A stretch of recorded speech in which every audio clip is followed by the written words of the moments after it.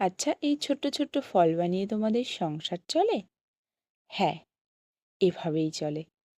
কারণ পায়ের তলায় চাকা লাগিয়ে সুষমার সারাদিন ঘোরে। এটাই তো ভাবো তোমরা। এই যে পেপার আনতে গেলাম নাকে মুখে এক মুঠো গুজে, আর সারাদিন কোনো মতে পেটের খিদের আগুনটাকে নেভানোর জন্য একটুখানি কিছু নাকে মুখে গুজতে থাকবো আর কাজ করতে থাকবো। বিকালে সময় বের করে নিজের জন্য একটু হাঁটতেও গিয়েছিলাম মাঠের দিকে। দেখলাম একজন কচুর শাক কেটে রেখেছে, বাজারে এগুলোকে বিক্রি করবে বলে। তারপর আবারও রাত তখন 9:30 বাজে, মা বলল মুড়ি ফুরিয়ে গিয়েছে। চলে গেলাম সাইকেলটা নিয়ে মুড়ি আনতে।